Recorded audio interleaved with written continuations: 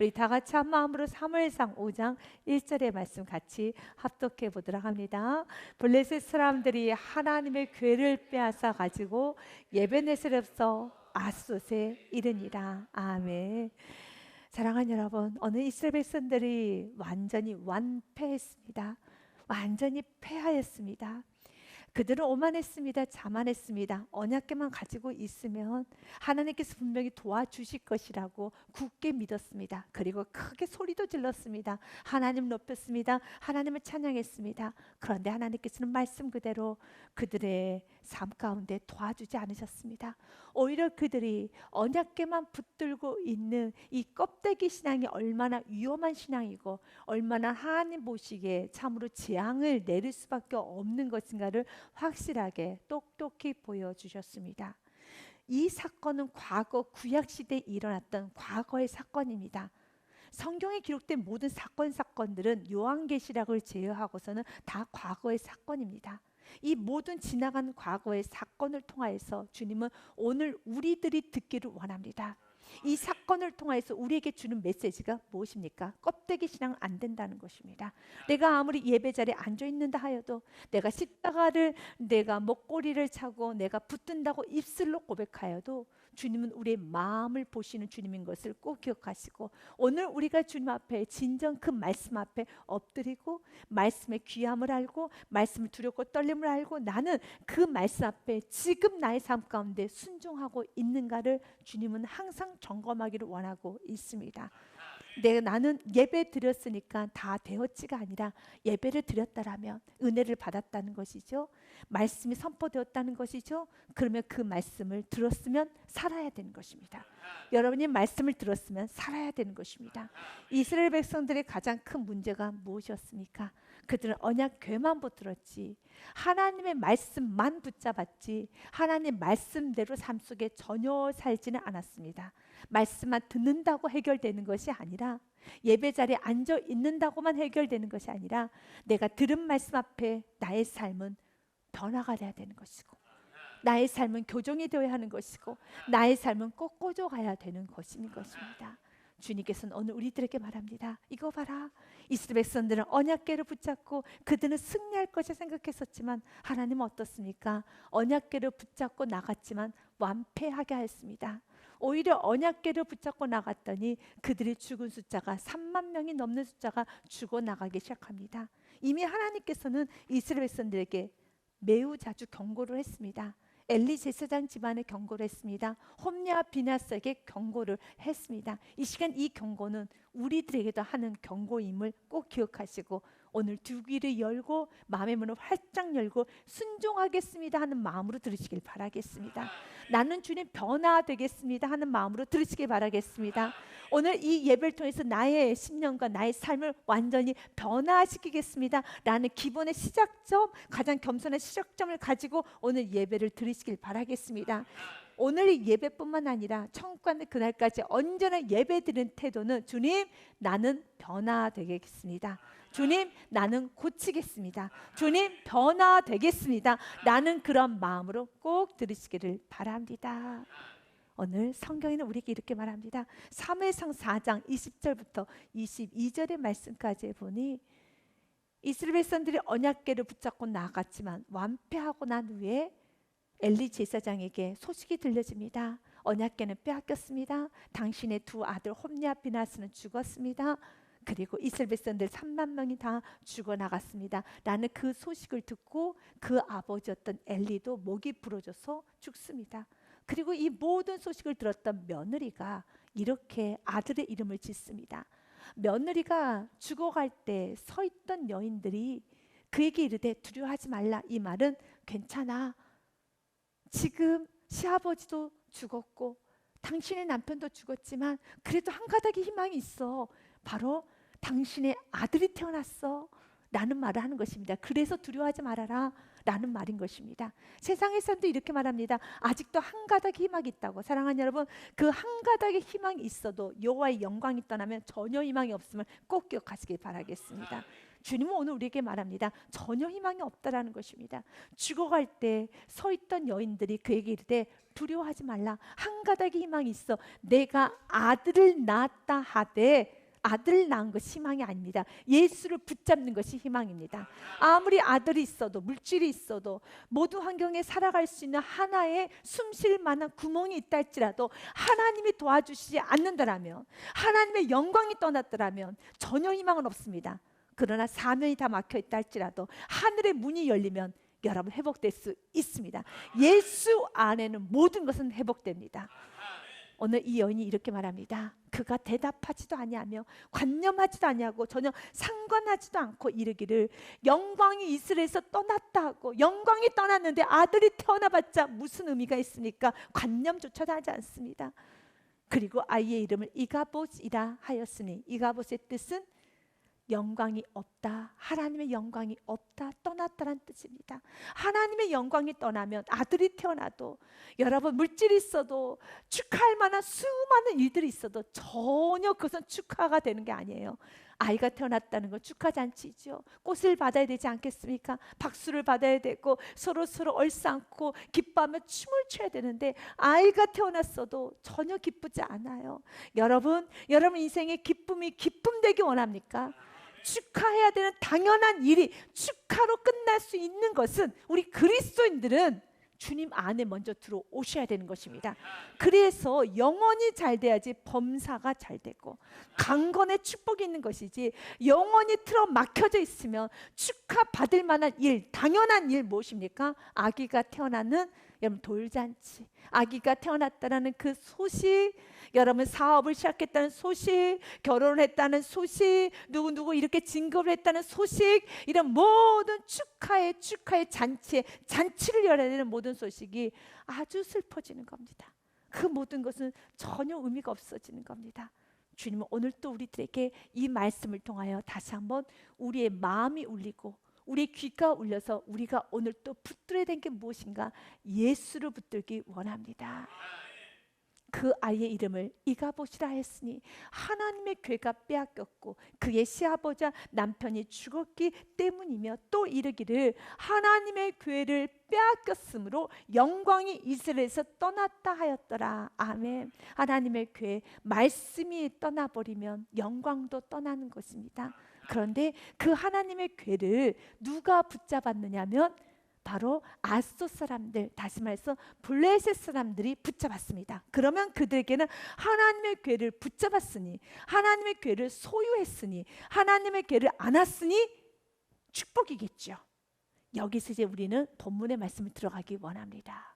분명히 4장 마지막 절 22절 말씀에는 이렇게 끝납니다.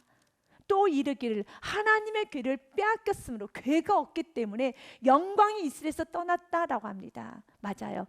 이스라엘 백성들에게는요, 하나님의 괴의 의미를 알기 때문에 그 괴를 빼앗겼을 때 그 나타나게 될 현상도 결과도 아는 것입니다. 우리 그리스도인들도 마찬가지죠. 세상의 사람들 예배를 드리지 않아도 전혀 두려워하지 않습니다. 예배를 드리지 않아도 전혀 눌려하지도 않습니다. 예배 드리지 않아도 전혀 어려워하지 않습니다. 왜 그렇습니까? 예배에 대한 의미를 모르기 때문에. 그렇다 해서 그들이 죄가 없는 것일까요? 그건 아니에요. 여전히 죄는 있죠. 하지만 우리 그리스도인들에게는 예배를 드리지 않는 건 두려움으로 옵니다. 예배를 드리지 않을 때 거룩한 눌림으로 옵니다. 예배를 제대로 드리지 않았을 때 모든 집안에 우환은 다 오겠구나라고 감질합니다. 왜 그럴까요? 반대로 한다면 예배가 생명이고, 예배는 살리는 능력이고, 예배는 모든 어둠을 쫓아내는 강력한 빛인 걸 알기 때문에 예배가 실패하게 되면 가정의 어둠이 쫙 들이겠구나를 우리는 예측을 하는 겁니다. 반대로 예배만 잘 드리면 어떻습니까? 가정 안에 빛이 온다는 걸 알기 때문에 예배를 실패하게 되면 모두 다 긴장하는 겁니다. 교회에서 가장 긴장해야 되는 것은 예배가 예배되지 못했을 때, 오늘 말씀 제목처럼 복음이 복음되지 못하면 우리 모두는 꽤나 긴장을 합니다. 프로그램이 일단 여러 가지 이런저런의 어떤 여러분 행사가 잘 되고 못 되는 건 교회에서는 큰 의미가 없습니다. 왜냐하면 교회는 사회복지단체도 아니요, 교회는 기업체도 아니고 교회는 수익을 내는 곳이 아니기 때문에 어떤 프로그램의 행사가 잘 되고 잘못되는 것은 전혀 의미가 없습니다. 그러나 교회의 가장 기본이며 교회 전체, 교회 본질은 예배죠. 이 예배가 힘이 없어지기 시작하면, 예배의 말씀이 선포되지 않기 시작하면, 예배를 드리지 못하고 있다라면 전혀 교회 기능을 감당하지 못하는 것이고, 여러분, 우리가 이곳에 앉아있는 의미가 없어지는 거예요. 예배는 생명이죠. 여러분은 어떻게 회복이 되셨습니까? 여러분은 또한 무엇을 통해서 여러분은 다시 한번 셈을 얻고 위로를 받고 또한 깊이 개입과 찔림을 받았고, 여러분 정말 눈물과 모든 걸 통해내는 회개도 하였고, 또한 여러분 무엇을 통해서 여러분 온전히 여러분의 가치관이 변화되고 모든 가정에 이르는 저주가 다 끊어지면서 여러분의 삶이 새롭게 변화와 성장을 맛보게 되었습니까? 무엇이었습니까? 체육대회를 하고 났더니 변화되었습니까? 여러분 바자회를 하고 났더니 변화되었습니까? 연극을 하고 여러분 이런 저런 걸 하였더니 여러분 이렇게 가치관이 변하고 가정의 어둠이 썩 사라졌습니까? 여러분 심령이 변화가 되었습니까? 아니죠. 예배이지 않습니까? 말씀이지 않습니까? 말씀 붙잡고 드렸던 기도 아닙니까? 회개 아닙니까? 맞습니다. 그래서 이스라엘 백성들은 끝났구나 라고 생각하는 겁니다. 그러면 그 하나님의 귀하를 빼앗겨서 누가 빼앗아 갔는가? 블레셋 사람들이 빼앗아 갔습니다. 그렇다면 논리적으로 생각할 때 블레셋 사람들은 이제 축복이 쏟아지겠구나. 부럽다. 여호와의 언약궤에 갔으니까 부럽다. 이제는 블레셋 사람들이 축복이 쏟아지겠구나. 축복 다 받는구나 라고 생각하죠. 여러분, 블레셋 사람들은 언약궤를 가지고 가도 축복이 임하지 않아요. 세상의 사람들이 예배를 드리고 이곳에 앉아서 아멘을 하여도 그가 먼저 예수를 영접하지 아니하였다면 아무런 역사는 일어나지 않아요. 여러분, 우리가 수많은 여러분 성경적인 많은 책도 있고, 이렇게 성경책은 지금도 우리는 무엇을 주고 여러분 살 수 있습니까? 여러분, 성령의 사람만 성경책을 소유할 수 있는 건 아니에요. 예수를 영접한 사람만 성경책을 구입할 수 있는 것도 아니에요. 예수를 영접한 사람만이 성경책을 팔겠습니다. 어떤 서점에도 그렇게 되어 있지 않아요. 누구나 무엇만 있으면요, 돈만 있으면, 여러분 신용카드만 있으면 이 성경책을 살 수 있어요. 그리고 또한 내가 글씨만 읽을 줄 알면 읽을 수도 있어요. 여러분 또한 성경에 관한 수많은 지식의 말씀을 여러분 다 들을 수도 있고 다 가질 수 있어요. 성경책을 100권을 가질 수 있어요. 뭐만 있으면은요, 돈만 있으면. 마치 블레셋 사람들이 언약궤를 가져갔잖아요. 그러나 내가 성경책을 100권을 갖고 있는 아이들, 내가 지금 글씨를 읽을 줄 아는, 내가 이제는 문맹인이라고, 내가 글씨를 읽을 줄 아는 나는 지성인이라 할지라도 이 말씀을 내가 믿지 아니하면, 조금 더 정확하게 말하면 내가 하나님을 믿지 아니하면, 그 하나님의 말씀이 살아 역사한다는 그 말씀을 믿지 아니한다면 전혀 의미가 없어요. 오히려 하나님 보란 듯이 저주를 내립니다. 저주를 내려요. 이것이 오늘 말씀이라는 것입니다. 사무엘상 5장 1절 말씀은 이렇게 시작을 합니다. 블레셋 사람들이 하나님의 궤를 빼앗아 가져갔어요. 이베네셀부터 아수드 이르니라. 첫 번째 하나님은 보여주십니다. 블레셋 사람들 하나님의 궤를 가지고 다곤의 신전에 들어가서 다곤 곁에 두었습니다. 여기서 다곤은 가장 블레셋 사람들이 섬겼던 주신, 주된 신이었습니다. 그래서 블레셋 사람들이 이렇게 말합니다. 다곤의 아들이 바알이라고 그들은 말할 정도로 블레셋의 주신은 다곤이었습니다.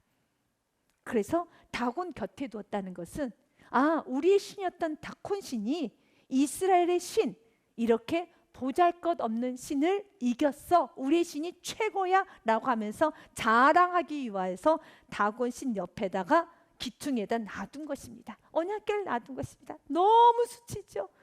만약 여러분 정말 모세가 다곤 신전 옆에 언약궤가 방치되어 있는 것을 보았다라면, 아브라함이 보았다라면, 여러분 여호수아가 보았다라면 어땠을까요? 통에 자복하며 눈물을 흘리면서 거룩한 분노를 내고, 다윗이 그것을 보았더라면 여러분 다곤의 그 신상을 다 부셔뜨려서라도 그것을 가져왔겠죠. 왜 그럴까요? 아브라함은 그 언약궤의 의미를 알기 때문에, 모세는 의미를 알고, 여호수아도 의미를 알고, 다윗도 의미를 알기 때문에. 그러나 의미를 알고 있었던 이스라엘 백성들은 너무 만홀히 여겼어요. 여러분은 말씀에 대한 의미를 알지 않습니까? 이 예배가 무엇인지를 알고 있지 않습니까? 그렇다면 내가 아는 만큼 나의 삶의 태도는 바꿔야 돼요.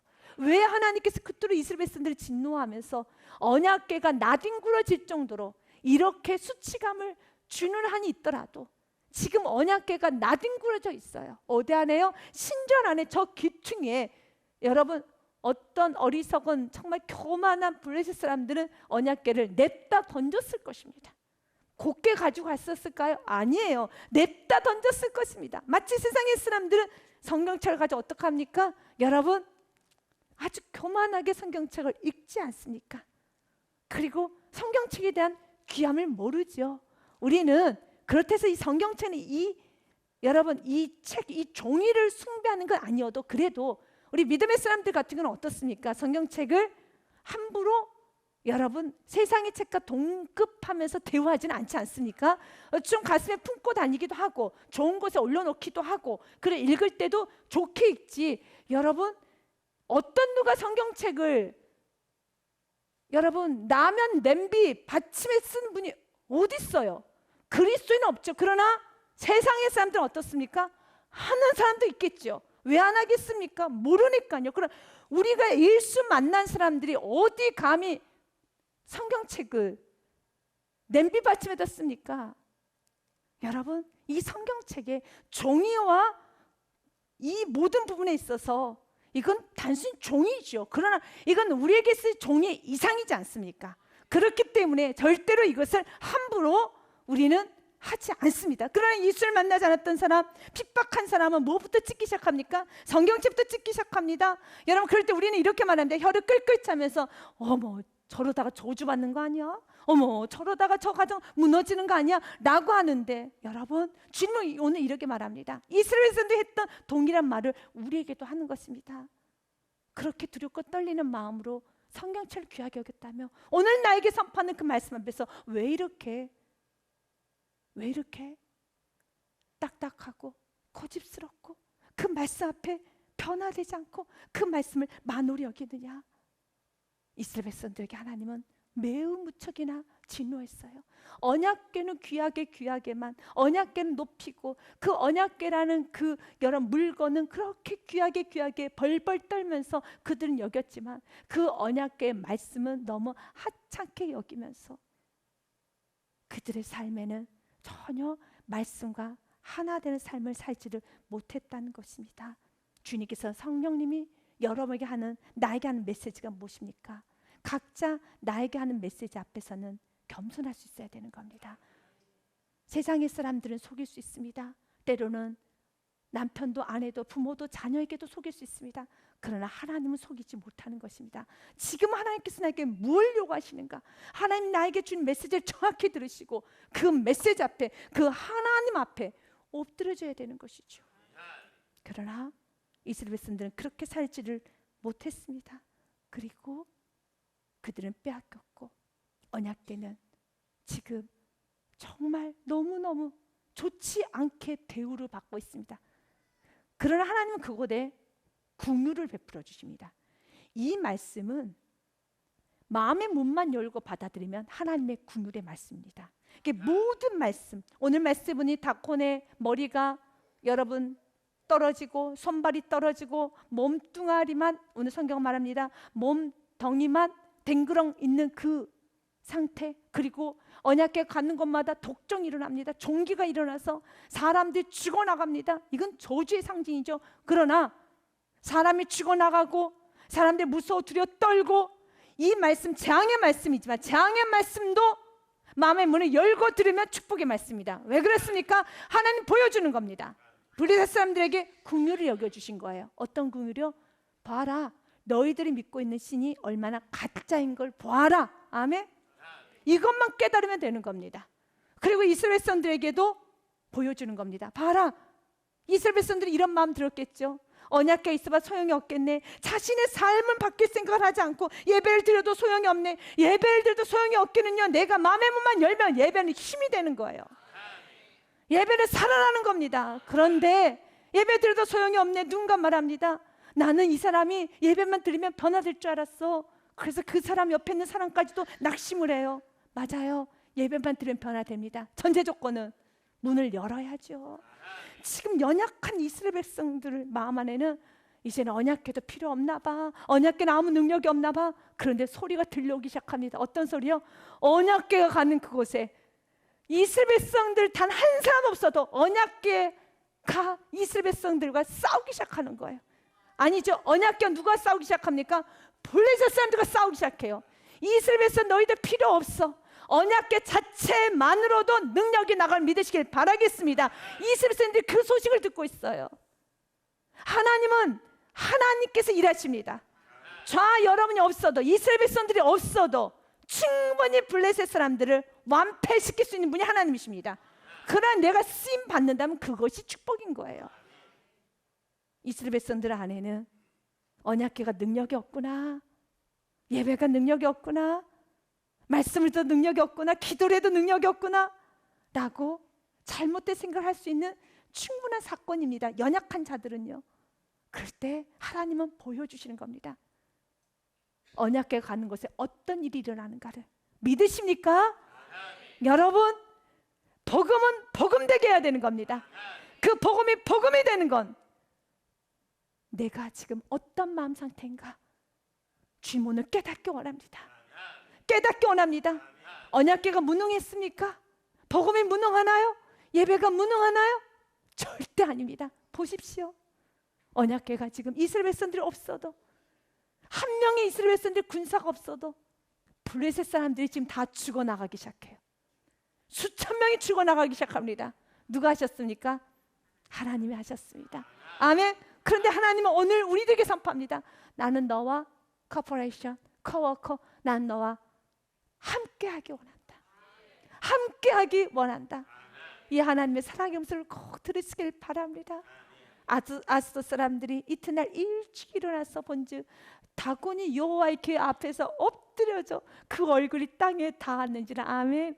이 소식이 이스라엘 백성들 귀에 들려야 되는 거예요. 오늘 저와 여러분 소리 들려야 되는 겁니다. 그때 이스라엘 백성들은 드디어 이제 고민하기 시작하겠죠. 언약궤만 가지고 오면 이길 줄 알았는데 완패를 했어요. 그런데 언약궤가 홀로 그 블레셋 땅에 들어갔는데, 블레셋 땅에 들어가는 순간부터 블레셋 사람들이 죽어나가기 시작하네. 역시 언약궤는 능력이야.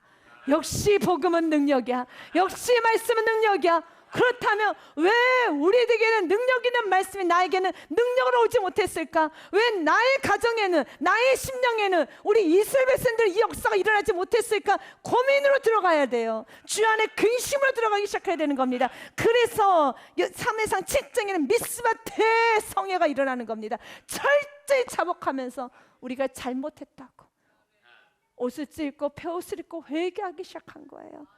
아멘. 하나님은 위대하십니다. 하나님은 못하실 일이 없습니다. 전능하신 하나님을 꼭 붙잡으십시오. 그래서 그 하나님이 마음껏 일하실 수 있도록 마음을 낮추십시오. 순종으로 나가야 되는 것입니다. 저는 마르틴 루터가 했던 말을 참 좋아합니다. 그도 여러분처럼 힘들었던 시간이 많이 있었어요. 종교개혁을 하면서 얼마나 많이 힘들었겠습니까? 그래서 그가 낙심하고 있을 때 아내가 이렇게 말해요. 당신의 하나님은 죽었습니다. 카타리나죠. 그의 아내였던 카타리나가 상복을 입고 말을 합니다. 하나님은 죽었습니다. 그때 루터가 이런 말합니다. 그렇게 함부로 말 그렇게 경망스럽게 하지 마십시오 라고 합니다. 그때 카타리나가 또다시 루트에게 말합니다. 당신의 모습을 보고 있으면 하나님은 죽으셨습니다. 하나님은 능력이 없어 보이십니다. 그때 그가 그 말을 듣고 번쩍 일어나서 렉가비갓 하나님을 하나님 되게 하라. 아멘.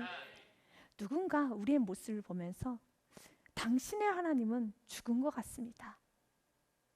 당신이 드리는 예배는 죽은 예배입니다. 정말 예배가 죽었나요? 하나님이 그렇게 무능하나요? 예배가 그렇게 힘이 없을까요? 아니에요. 예배는 힘이 있습니다. 오늘 이 말씀을 통하여 맞아. 하나님이 가시는 곳에는, 말씀이 선포되는 곳에는 모든 어둠은 다 사라지는 것입니다. 여러분도 경험했을 겁니다. 하나님의 말씀을 내가 마음에 문을 열고 받아들였었을 때 내 안에 있던 우울과 내 안에 있던 모든 불안과 두려움이 다 사라지고 회복되었던 걸 경험했지요. 하셨지 않습니까? 또 어떤 데는 아무리 예배를 드려도 전혀 위로와 힘을 못 얻고 마음이 상한 대로 그냥 집에 들어가서 더 분노, 화만, 성질만 더 가득가득했던 것도 경험해봤지요. 그때는 왜 그랬나요? 마음의 문을 열지 않았기 때문에. 주님은 오늘 또 볼지어다 내가 문 밖에 서서 두드리는지 누구든지 문을 열면 내가 그에게로 들어가 더불어 먹고 큰 나와 더불어 먹으리라. 겸손하게 마음의 문을 열고 왕이신 하나님 모셔야 되는 것입니다. 시편의 말씀에 이렇게 되어 있습니다. 문들아 24편의 말씀 너희 머리를 들지어다. 아멘. 영원한 문들아 들릴지어다. 이 말은 문을 열라는 겁니다. 누가 들어가시도록요? 영광의 왕이 들어가시려다. 오늘 블레셋에 여러분 그 어둠을 다 회파하신 것처럼 주님께서 우리 가정 안에 있는 모든 탁헌신들 이 모든 쓸데없는 우상들 다 완전히 다 부셔뜨려 주시옵소서. 내 안에 있는 모든 불안, 두려움, 정욕, 욕심, 이기심, 교만, 욕심 다 무너뜨려 주옵소서. 주님 환영합니다. 초청합니다. 문을 엽니다.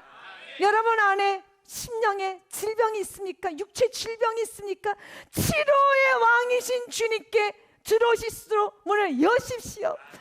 어떤 암덩어리, 어떤 총양덩어리, 어떤 여러분 질병도 오늘 시간에 마음의 문을 열면 빛이신 주님께서 여러분을 그냥 여러분 완벽하게 치료의 하나님께서 여호와의 광선으로 여러분을 머리부터 발끝까지 완벽하게 치료하고 다니십니다.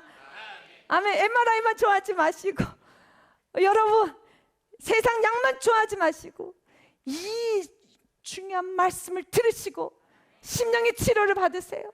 육체의 치료를 받으세요. 우리 10절의 말씀으로 주님 환영합니다 라는 말씀으로 우리 한번 같이 읽겠습니다. 시작. 영광의 왕이 누구시냐? 만군의 여호와께서 곧 영광의 왕이시로다. 아멘. 그분은 치료의 왕이십니다. 그분은 능력의 왕이십니다. 그분은 구원의 왕이십니다. 오늘 여러분 블레셋에 홀로 언약궤가 들어갑니다. 이 어둠 컴컴한 그곳에 들어갑니다. 우리 주님은 눈 하나 깜짝하지 않아요. 아무리 어둠이 있고 다콘이 있어도 주님은 비웃어버립니다. 주님은 비웃습니다. 오늘 보십시오. 여호와의 궤 앞에 엎드려져 그 얼굴이 땅에 닿는 겁니다. 얼마나 수치스러워요. 그들이 다곤을 일으켜 또 다시 그 자리에 세웁니다. 이런 것을 믿고 있는 게 참 우습지 않습니까? 세상의 신을 믿는 게 아니에요. 그래서 이사야서 말씀 44장의 말씀에 보면 46장 말씀에 보면 기록해놨습니다. 사람들이 주머니에서 금을 쏟아내며 은을 저울에 달아 도금장에 줘요. 돈까지 주면서 신을 만드는 거예요. 그것으로 신을 만들게 하고 그것에 엎드려 경배하며 그것을 들어 또 어깨에 메어다가 얼마나 힘이 없고 얼마나 무능하면 혼자 걷지도 못해요. 그걸 왜 섬기고 있느냐 이겁니다. 여러분 왜 섬기느냐 이겁니다. 그것을 들어 어깨에 메어다가 그의 처소에 두면 그것이 서 있고 자기가 할 줄 아는 게 아무것도 없어요. 할 줄 아는 게 아무것도 없어요. 여러분 오늘 한번 지폐를 보고 노려보십시오. 너 한번 움직여봐. 이거 움직이지도 못해요. 너 걸어봐. 걷지도 못해. 말해봐. 말도 못해요. 지폐를 두고 한번 말해봐요. 너 걸어봐. 이거 별거 아니네. 너 걸어봐 혼자. 걷지도 못해. 말하지도 못해. 혼자 일어서지도 못해. 아무것도 못하는데 세상에 이 물질이 인간을 다스리려고 해요. 아니 다스림을 받고 있어요. 이걸 말하는 겁니다. 그 어떤 것도 혼자 누군가 들쳐매야지만 그의 초소에 두면 그것이 서 있고 거기서 능히 움직이지도 못하며 그게 부르짖어도 능히 응답하지도 못하며 고난에서 구하여 내지도 못하느니라. 이런 신을 왜 섬기느냐 이것입니다. 주님은 오늘 하나님을 섬기기 원합니다. 주님은 오늘 우리에게 말합니다. 신명기 4장 말씀에 주님은 이렇게 말을 합니다. 신명기 4장 말씀에 그런즉 너는 오늘 위로 하늘에나 아래로 땅에 오직 여호와는 하나님이시여. 우리 같이 읽습니다. 시작. 그런즉 너는 오늘 위로 하늘에나 아래로 땅에 오직 여호와는 하나님이시여. 다른 신이 없는 줄 알아 명심하고. 40절 말씀 이제 우리가 지켜야 되는 거죠. 그렇다면 이걸 명심했다면 우린 지켜야 되는 겁니다. 같이 읽습니다. 오늘 내가 내게 명령하는 여호와의 규례와 명령을 지키라. 너와 내 후손이 복을 받아 내 하나님 여호와께서 내게 주는 땅에서 한없이 오래 살리라. 아멘. 믿으십니까? 한없이 오래 살리라. 한없이 오래 살리라. 그러나 지키지 아니한다면 오래 살지 못합니다. 이스라엘 백성들의 사건을 통해서 보여주지 않습니까? 재앙이 됩니다. 하나님을 하나님 되게 하지 아니하면 오늘 아소 사람 어떻게 됩니까? 여러분 종기가 나고 가두로 옮겼습니다. 또 종기가 나고 여러분 독종으로 인해서 다 죽어나가는 것입니다. 그래서 성경은 말합니다. 4절 말씀에 또 일어나 본즉 다곤이 여호와 궤 앞에서 또다시 엎드려져 얼굴은 땅에 닿았고 그 머리와 두 손목은 또 끊어져 문지방에 있고 다곤의 몸뚱이만 남았더라. 얼마나 추합니까? 동그란 몸뚱이만 남은 거예요. 사지가 다 떨어져 나갔다는 겁니다. 그런데 5절 말씀에 보니 그러므로 다곤의 제사장들이나 다곤의 신전에 들어가는 자는 오늘까지 아수도에 있는 다곤의 문지방을 밟지 아니하더라. 그 이유는 이 다곤이 넘어지면서 문지방에다가 얼굴을 대었기 때문에 다곤 신이 그 얼굴이 이제 닿아진 곳이어서 문지방을 못 밟고 지나갔다는 거예요. 얼마나 어리석습니까? 그때 누구를 봐야 되나요? 언약궤에 집중해야 돼요. 여러분 환경을 통해서 뭔가 나에게 메시지가 있으면 말씀 하나님 나에게 주는 메시지가 무엇인가 거기를 집중해야 되는데 너무너무 어리석게 다곤의 제사장 어디에 집중합니까? 문지방을 보고 있는 거예요. 여전히 다곤을 보고 있어요. 다곤이 깨진 걸 보면서 누구를 봐야 되겠습니까? 다곤을 깨트린 언약궤를 보면 살아나는 것인데 인간의 어리석음은 고난을 받아도 하나님 환경을 통해 메시지를 주고 말씀을 통해 메시지를 주면 하나님 나에게 주는 메시지를 들으셔야 돼요. 그걸 듣고 그 부분을 깊이 주님께 들어가야 되는 겁니다. 어찌나 어리석은지 이 놀라운 이 하나님을 만날 수 있는 기회를 또 뻥 차버립니다. 그러나 하나님은 블레셋이라는 나라에 긍휼을 베풀어 주셨습니다. 이것이 6절서부터 9절 말씀까지 계속 이어집니다. 여호와의 손이 아소 사람에게 엄중히 더하사 독한 종기와 재앙으로 아소과 그 지역을 쳐서 망하게 하니. 질문하겠습니다. 아소 블레셋 사람들 쳐서 망하게 하는데 이스라엘 백성들이 단 한 명이라도 있었나요? 없었나요? 없었습니다. 누가 하셨습니까? 하나님이 하셨습니다. 하나님은 하실 수 있습니다. 하나님은 승리자이십니다. 전쟁에 능하신 분이십니다. 그러나 하나님은 때로는 우리의 영혼을 위해서 전쟁에 능하신 그분께서도 그 어떤 것도 하지 않는 무능한 모습을 보이실 때도 있습니다. 그러나 내가 주님 앞에 돌아온다라면 그 능하신 주님의 능하심을 보게 될 걸 믿으시길 바랍니다.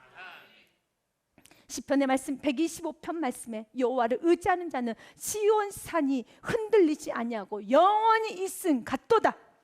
2절 말씀 같이 읽겠습니다. 산들이 예루살렘을 들음같이 여호와께서 그의 백성을 지금부터 영원까지 두루시리로다. 아멘. 7절과 8절 말씀 아수 사람 이를 보고 이르되 이스라엘 신 궤를 우리와 함께 있지 못하게 할지라. 이것이 어리석음이에요. 자꾸 멀리 도망가려고 하면 안 돼요. 나에게 타치하고 주님 나에게 관여하면 더 끌어안으면 축복입니다. 그런데 자꾸 도망만 가려고 해요. 이 중요한 복음의 기회를 놓친다는 겁니다. 이 말씀은 그냥 과거의 역사를 들으면 우리에게 아무런 이득이 없죠. 아무런 우리에게 유용이 안 되죠. 이 말씀을 통하여 주님 내 안에 있는 블레셋의 어리석음을 제거하여 주옵소서. 블레셋 사람들의 어리석음을 제거하여 주사. 주님 이렇게 환경을 통하여 많이 맞았으면 하나님의 관여를 받으면 하나님 하나님을 더 붙잡아서 주님, 어떤 부분이 하나님 나에게 주는 메시지가 무엇인가요? 들어왔고 하나님 말씀을 더 들어가야 되는 겁니다. 그런데 어떻게 합니까? 도망만 칩니다. 도망친다고 해결되는 거 아닙니다. 하나님의 말씀을 붙잡아야 돼요. 우리와 함께 있지 못하게 할지라 그의 손이 우리 신 다곤을 친다 하고 이에 사람을 보내어 블레셋 사람들의 모든 방백을 모으고 이르되 서로 의논하는 겁니다. 우리가 이스라엘 신의 괴를 어찌하려 하니 그들이 대답하되 이스라엘 신의 괴를 가드로 옮겨가라 함으로 이스라엘 신의 괴를 옮겨갔더니 9절에 그것을 옮겨간 후에 여호와의 손이 심히 큰 환란을 그 성읍에 더하사 성읍 사람들의 작은 자와 큰 자를 다쳐서 독한 종기가 나게 하신지라라고 성경은 기록되어 있습니다. 여러분, 왜 언약궤가 그들에게 축복이 되지 못했나요? 하나님을 만나지 못해서. 오늘 이 예배가 우리에게 축복이 되어야 되는 겁니다. 재앙이 되면 안 되는 겁니다. 복음은 기쁜 소식이지만 이걸 내가 겸손히 받아들이면 기쁜 소식이 되지만 복음이 선포되었기 때문에 빛이 선포되었기 때문에 이젠 다 드러냈기 때문에 내가 받아들이지 아니한다면 이제는 그 모든 빛은 그렇기 때문에 나에게는 무엇이 됩니까? 변명하지 못하고 핑계하지 못하는 죄의 대가를 치를 수밖에 없다는 것도 꼭 기억하시길 바라겠습니다. 주님은 오늘 우리들에게 말합니다. 신명기 30장 말씀 15절과 16절 이젠 우리는 선택해야 됩니다.